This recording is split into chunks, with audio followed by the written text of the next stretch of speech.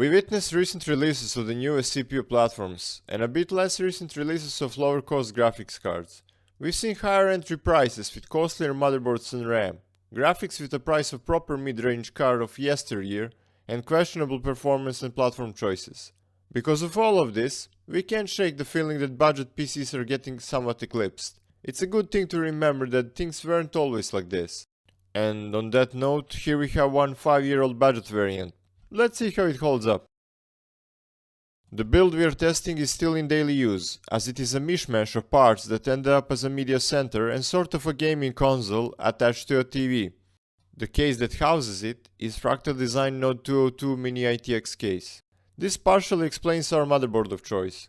Gigabyte B450i is a bit of an overkill for this build, as it warrants something more like some dirt cheap A320 board. But choices for Mini ITX builds are limited, and this board had to do. Interestingly enough, at the time of purchase, the price for it was far from exorbitant. As its name states, it's sporting a B450 chipset, and it actually came out in 2018. But we won't get much better results out of it, as our CPU has not much more room to expand its performance. Speaking of which, our CPU is Ryzen 3 1200, 4 cores, 4 threads, 2 MB of L2 and 8 of L3 cache. Its MSRP and real-world price was around $110, which was a damn fine bargain. With price settled somewhere between i3 at the top and Pentium at the bottom, it was decimating opposition at this price range. It's also one great overclocker, but we'll test its performance as stock, as most users would keep it that way. We will be cooling it with an AMD stock cooler, although this one might not be the one that came originally with R3 1200.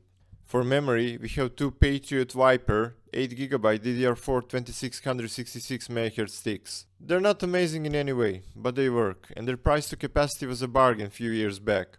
Their max speed is supported by R3 1200 by default, without setting up a dual CPU profile, and they go fine in our budget build. Back in 2017, we would opt more for something like 2 sticks of 4GB, but this will do fine for testing. As for how much will our memory capacity affect our build's performance, we're unable to tell right now. If we pull out one of our sticks, it would cripple our CPU's performance, as Ryzen CPUs benefit greatly from having a memory that works in dual channel thanks to its unique architecture.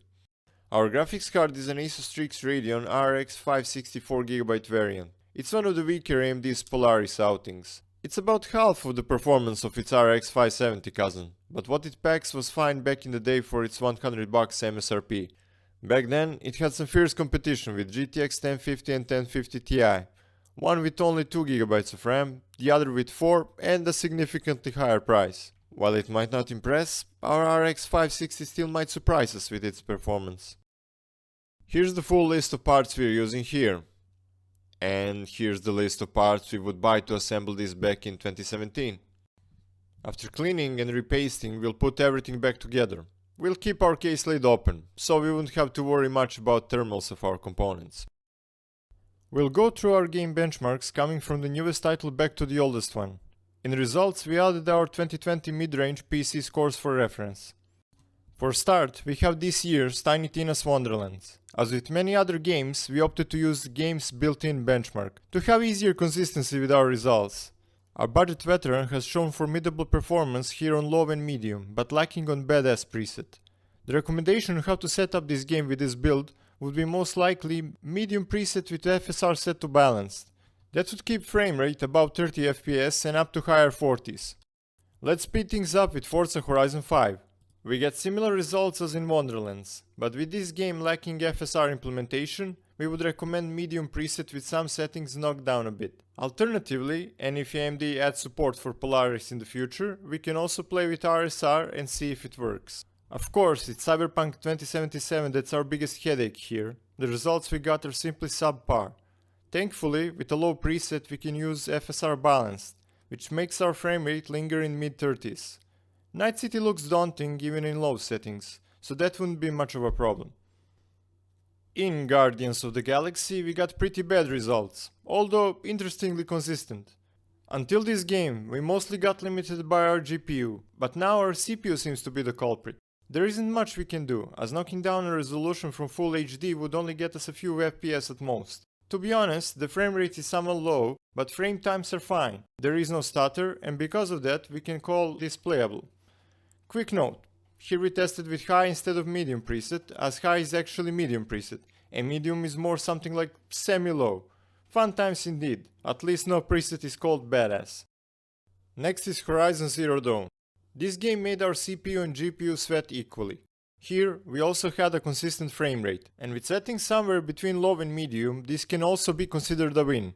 The sad part is that this game was initially released on PS4 in 2018, but truth be told, the PC version is much more demanding. Shadow of the Tomb Raider has shown us much better results. With low preset we almost broke 60 FPS mark.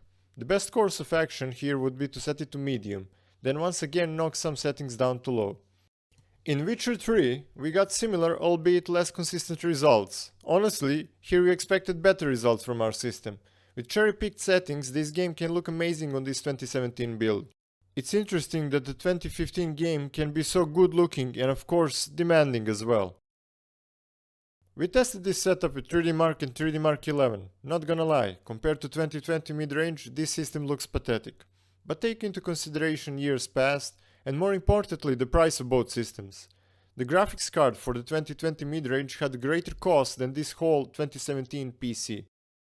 RX 560 and Ryzen 3 1200 might not have been the smartest choices back then. That title probably goes to Ryzen 5 1600, and who knows which card was best to buy back then. RX 570, 1080, who knows? Although we might check someday.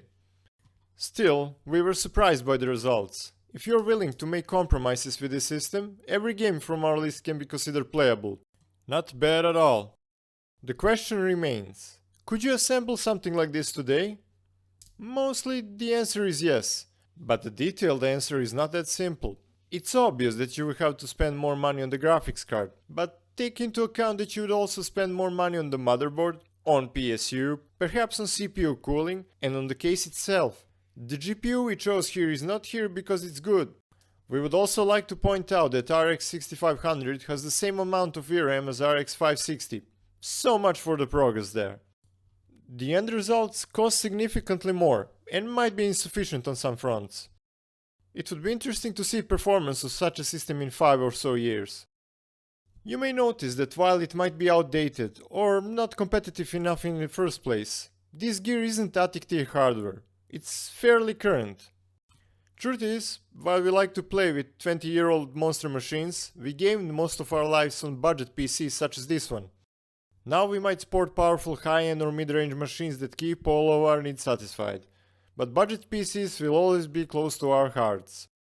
We think it's fun to see the underdog succeed, and if you made it this far, you probably think so as well.